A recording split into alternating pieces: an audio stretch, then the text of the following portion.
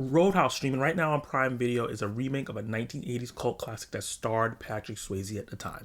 Back in the 80s, early 90s, this movie was panned by critics and audiences alike, but later on found its audience and became a cult classic. Many people love this film way after for a lot of the silliness, and this movie tries to recapture that fame and stars Jake Gyllenhaal.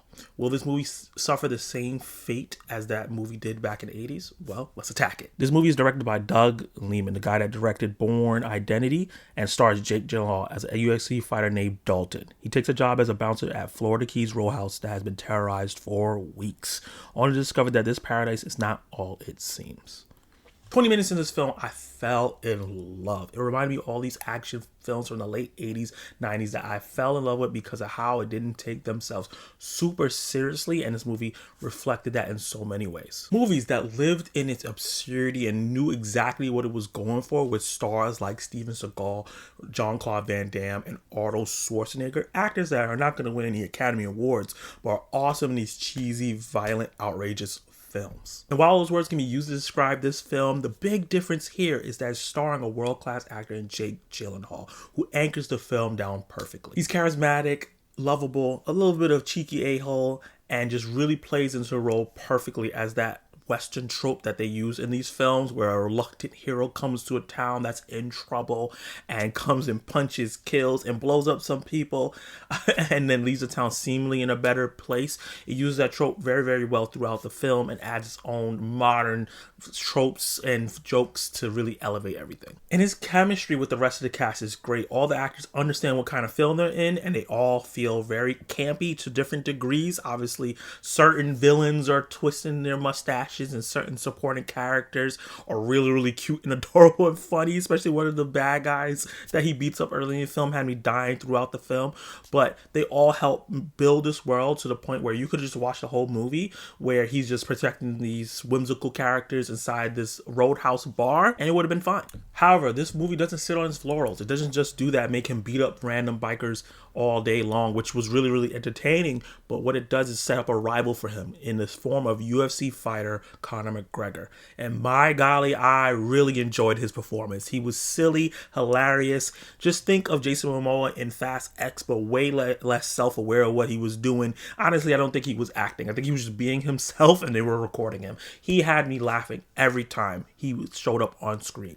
While I do think he's going to be the most divisive part of this film, depending on how you feel about him personally or just how goofy he is in the movie, may turn you off a bit because he's in a lot of the second half of the film. But for me, every time he showed up or his name was made up, I got giddy because I was waiting for what random crazy act he was getting ready to do next. He was a major highlight, and one of the reasons is because the movie's action is what you're coming to see. Love Jake Gyllenhaal. Think he did a great performance. Conor McGregor was really funny. The supporting cast were all decent to good, but the action is what pulls you in. It's directed really greatly by Doug Liman, who did Bourne Identity, and the action in that film was really, really good. But here, he gets you really close into the fight to the point where it feels real, and it looked like these actors were hitting each other for real. I am not sure when stunt actors got switched out, or they were just doing the stunts themselves. I heard that Conor McGregor actually punched Jake Gyllenhaal in the face a couple times. It looked like he hit him 17 million times. Every fight scene felt like they were actually hitting each other, what brings this brutal, dynamic, visceral feel to it.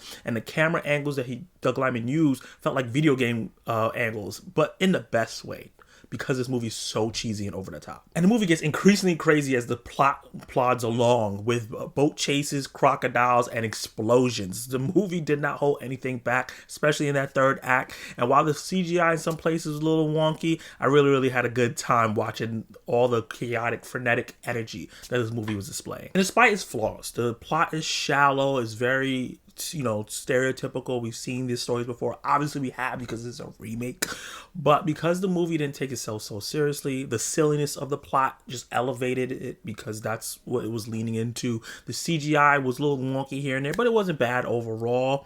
But the movie never took itself so seriously that I had to really care about those parts. I was here for the fun, I was here for the ride, and what a damn ride it is. It's funny, it's fun, it's so hilarious to me, and the action is thrilling and brutal, and that's what you're signing up for. This is a turn your brain off, popcorn eating, cheesy, campy action movie that we don't get anymore.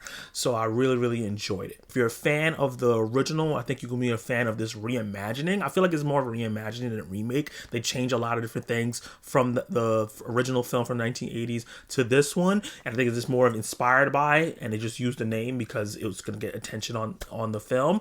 And I really enjoyed a lot of the aspects. It had a blast with this. It's not going to be for everyone. If you like something with a more of a less shallow plot and want something that's a little deeper, or just a more well-crafted action film, because we do have those, this is not going to be for you. But if you want some really cheesy, campy fun with some really great action, some really memorable characters, definitely check this out on Prime Video. I really wish I got to see this in the theaters because it would have been fun to watch this with a crowd. And there's actually some beautiful shots in the movie that would have been great on the big screen. With that said, I'm going to give Roadhouse a B+.